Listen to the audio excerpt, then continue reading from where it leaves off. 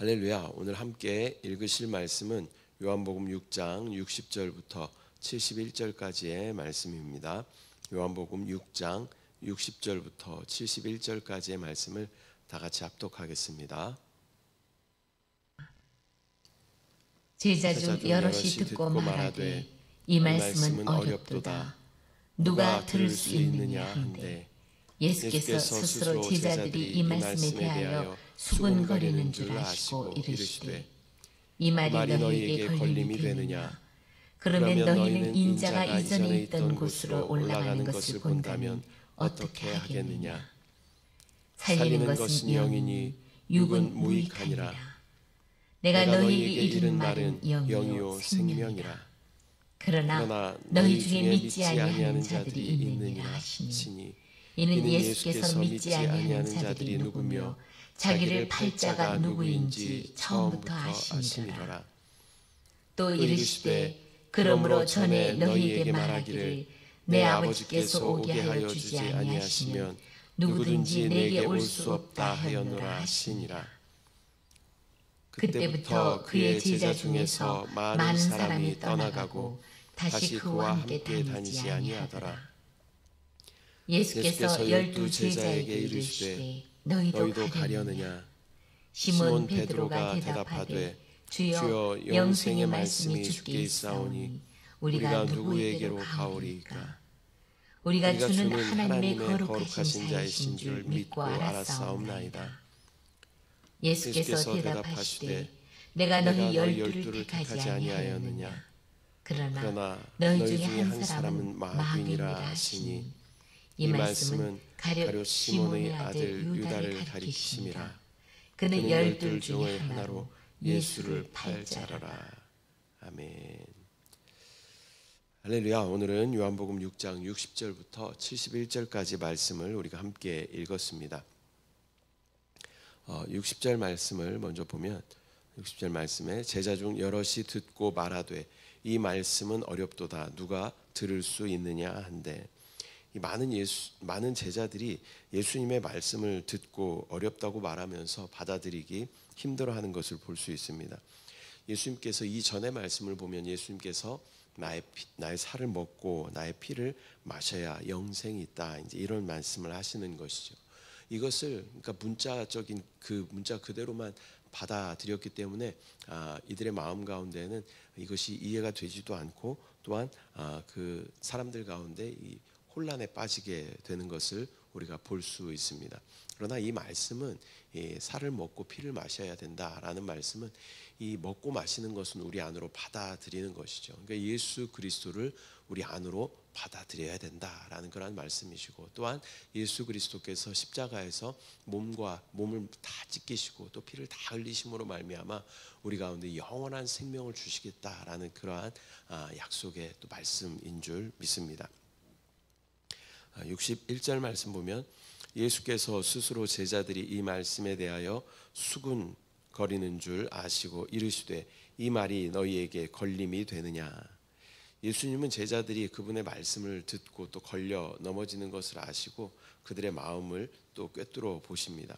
걸림이 되느냐라는 예수님의 질문은 그들이 예수님의 말씀을 온전히 이해하지 못하고 거부하는 태도를 또 보여주는 것이죠.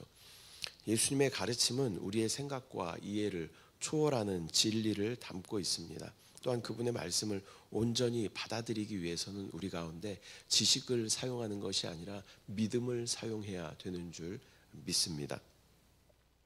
우리가 또 성경 말씀을 많이 보지만 똑같은 구절을 계속 읽더라도 그것에 대한 어떠한 깨달음이 없을 때가 있죠. 그러나 어느 날 또 같은 구절을 읽는데 갑자기 하나님의 어떤 계시의 어떤 말씀을 부어 주실 때가 있는 것이죠. 그래서 이것을 문자적인 그대로 우리가 해석할 때는 또 그것을 이해하려고 할 때는 그것의 참 의미를 우리가 온전히 누리지 못할 때가 있다라는 것입니다. 그렇기 때문에 영안에 기도하며 우리가 말씀을 읽어야 하고 또 말씀을 가지고 기도할 때 그 말씀이 깨달아지는 놀라운 은혜가 우리 가운데 부어지는 줄 믿습니다. 62절 말씀 보면 그러면 너희는 인자가 이전에 있던 곳으로 올라가는 것을 본다면 어떻게 하겠느냐. 예수님은 자신이 하늘로 올라가시는 그 장면을 본다면 제자들이 어떻게 반응할 것인지를 물어보십니다. 이것은 예수님께서 완전한 하나님으로서 하늘로부터 오신 분임을 제자들에게 다시 말씀하여 주시는 것입니다. 또한 예수님께서 십자가를 죽으시고 부활하신 후에 또 승천하실 것을 또 미리 제자들에게 말씀하여 주시는 것인 줄 믿습니다. 이 사실을 깨닫지 못하면 이 예수님의 말씀을 또 이해할 수가 없는 것이겠죠. 나중에 아마 제자들은 예수님 승천하신 후에 예수님께서 그래서 그때 그렇게 말씀하셨구나 라고 아마 깨닫게 될 것입니다. 63절 말씀 보면 살리는 것은 영이니 육은 무익하니라. 내가 너희에게 이른 말은 영이요 생명이라. 우리 교회의 이제 모토가 되는 그러한 말씀입니다. 살리는 것은 영이니, 오직 우리가 영이신 그분을 우리 안에 받아들일 때 우리는 살아나게 되는 줄 믿습니다. 육은 무익하니라. 육신 안에는 이 죄와 사망이라는 법이 존재하기 때문에 그것은 무익한 것이죠. 하나님 보시기에 무익한 것입니다. 그리고 예수님께서 말씀하시기를 내가 너희에게 이른 말은 영이요 생명이다라고 말씀하십니다. 이렇게 중요하다라는 것이죠. 내가 너희에게 이른 말은 영이요 생명이다. 영을 받아들여야 된다. 영 안에 거해야 된다. 그럴 때 내가 너희에게 생명이 될 거야 라고 말씀하여 주시는 놀라운 은혜의 말씀인 줄 믿습니다. 64절 말씀 보면 그러나 너희 중에 믿지 아니하는 자들이 있느니라 하시니 이는 예수께서 믿지 아니하는 자들이 누구며 자기를 팔 자가 누구인지 처음부터 아심이로라. 예수님은 믿지 않는 자들이 누구인지 심지어 자신을 배신할 자가 누구인지 이미 알고 계셨습니다. 예수님을 따르면서도 진정으로 그분을 믿지 않는 자들이 있었고 또한 그중 하나는 가룟 유다였습니다. 이 말씀은 외적인 제자됨이 중요한 것이 아니라 진정한 믿음으로 예수님을 따르는 것이 중요하다라는 것을 우리 가운데 보여주는 것입니다. 그러니까 외적으로 목사가 중요한 것이 아니라 진정으로 내 안에 주님을 따르는 그러한 믿음이 있는가. 외적으로 성도가 중요한 것이 아니라 진정으로 내가 주님을 따르는 그러한 믿음의 삶을 내가 살아가고 있는가. 이것이 중요하다라는 것을 예수님께서는 말씀하여 주시는 줄 믿습니다. 65절 말씀 보면 또 이르시되 그러므로 전에 너희에게 말하기를 내 아버지께서 오게 하여 주지 아니하시면 누구든지 내게 올 수 없다 하였노라 하시니라. 예수님은 하나님 아버지의 인도하심이 없이는 누구도 예수님께 올 수 없다라고 다시 말씀하여 주십니다. 이는 구원의 은혜와 선택이 전적으로 하나님께 달려 있다라는 뜻입니다. 우리가 예수님을 믿게 되는 것은 하나님께서 성령으로 우리 가운데 역사하시고 말씀하여 주시고 또 우리 가운데 믿음으로 인도하여 주셨기 때문에 우리는 예수님을 믿을 수 있게 되는 것인 줄 믿습니다. 66절 말씀 보면 그때부터 그의 제자 중에서 많은 사람이 떠나가고 다시 그와 함께 다니지 아니하더라. 예수님의 말씀을 이해하지 못하고 받아들이기 어려웠던 많은 제자들이 예수님을 떠나게 되는 것이죠. 근데 예수님께서도 지금 말씀하시는 것처럼 예수님의 말씀은 굉장히 또 어떤 감추어져 있는 그런 말씀들이 많이 있는 것입니다. 그러니까 예수님 말씀은 어찌 보면 인간의 지혜로는 이해하기 쉽지 않은 그러한 말씀들입니다. 또 우리가 신앙생활 하다 보면 뭐 설교를 듣다가 아니면 성경을 읽다 보면 그런 어려운 말씀들을 대할 때가 있죠. 그러나 예수님도 지금 이렇게 말씀하시는 것들을 보면 그 안에 감추어져 있는 많은 어떤 비밀들이 숨겨져 있는 것처럼 다수 설교가 어려운 설교가 있을 수도 있죠. 그러나 그것을 또 믿음 안에서 기도하면서 듣다 보면 그 안에서 하나님께서 깨닫게 하시는 그러한 놀라운 은혜가 부어지게 되는 줄 믿습니다.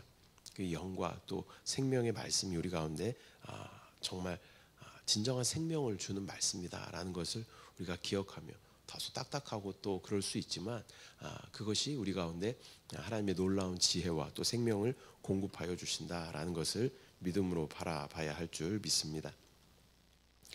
67절 68절 말씀 보면 예수께서 12 제자에게 이르시되 너희도 가려느냐 시몬 베드로가 대답하되 주여 영생의 말씀이 주께 있사오니 우리가 누구에게로 가오리이까.